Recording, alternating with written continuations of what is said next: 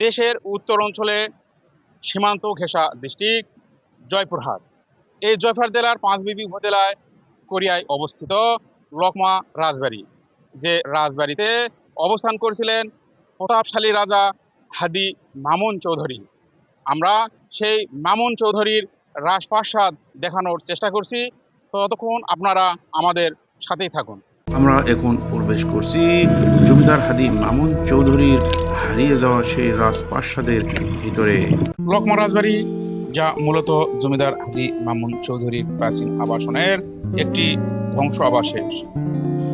প্রায় 500 বছরের পুরনো এই রাজবাড়িটি মূলত দুই খণ্ডে বিভক্ত ছিল, যার একটি অংশ রাজকার্য পরিচালনার কাছারি বাড়ি এবং অন্যটি ছিল রাজপরিবারের আনন্দ মহল।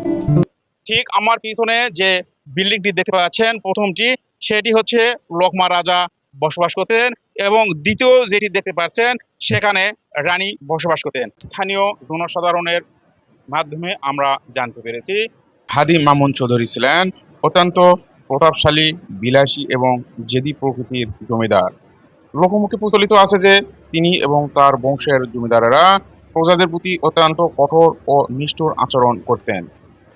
প্রজাদের থেকে জোরপূর্বক খাজনা আদায় এবং অবাধ্যতার জন্য কঠোর শাস্তির ব্যবস্থা করার কারণে এলাকায় তাদের এক প্রকার নেতিবাচক ও ভয়ঙ্কর ভাবমূর্তি তৈরি হয়েছিল। জনশ্রুতি রয়েছে অত্যন্ত অত্যাচারী ও বিলাসী জীবনযাপনের এক পর্যায়ে হঠাৎ একদিন ওই রাজবাড়িতে গায়েবী ফকির বা অলৌকিক আওয়াজ আসে। আগে সৌদিকে ঘোড়ার উপর উঠায় দিয়ে ওই ফকির হেকমতি করবে শুরু করলো, কিন্তু করার পর দেখা গেল যে ঘোড়ার কিছুই হয় না। তখন ওই সৌদি সাহেব রাগ করে বলতেছে, আপনি নামেন, আমি দেখতেছি। তখন করলো কি, ওই সৌদি সাহেব ফকিরকে ঘোড়ার উপরে উঠায় দিয়ে তারপরে উনি কেরামতি শুরু করলেন। কেরামতি করতে করতে দেখা গেল ঘোড়া ঝাঁকি মারে উপরে উঠতে শুরু করলো।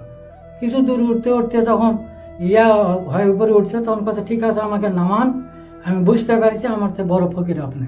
তো উনি আর ওনাকে নামাননি, উনি ঘোড়া চালায় দিছে, উপরে ঘোড়া চলেই গেছে, কিন্তু নিচে আর নামাননি। তখন উনি বললেন, যা আমাকে চিনলি না, আজ থেকে তোর বাড়ির যে ধন সম্পদ আছে সমস্ত নাপতে নাপতে তোর বাড়ির থেকে বিলীন হয়ে চলে যাবে।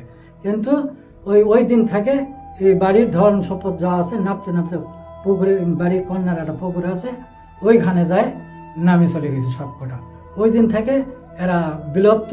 এর যে বংশধর এই একটা করে ছেলে, তারপরে বৃদ্ধ হওয়ার পর ইনি বলেছিল যে আমি পশ্চিম দিকে যাব, ফিরে আর আসবো না।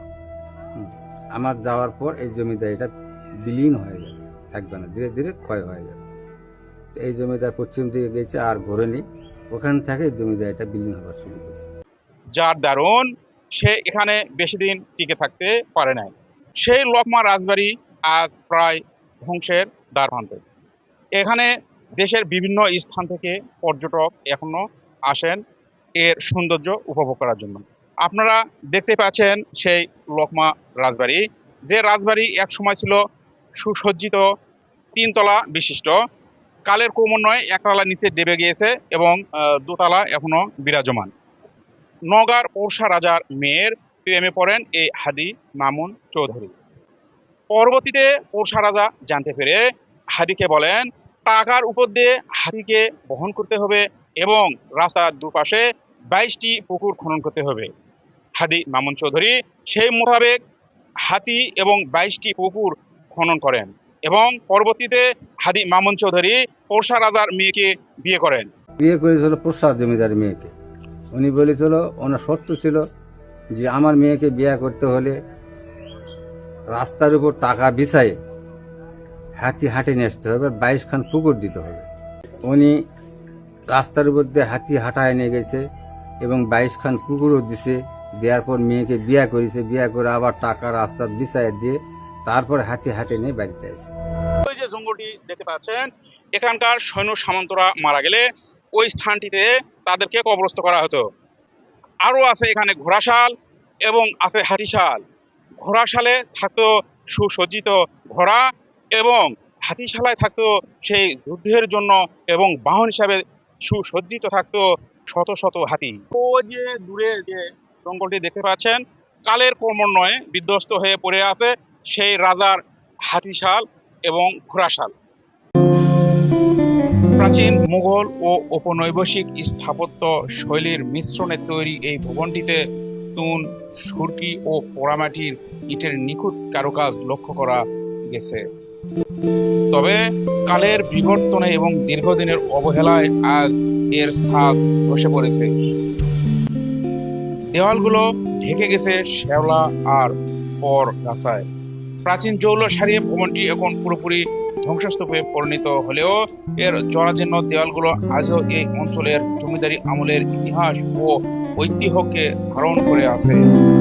এই লকমা রাজবাড়ি, যা জয়পুরহাট জেলার একটি ঐতিহ্যবাহী স্থান।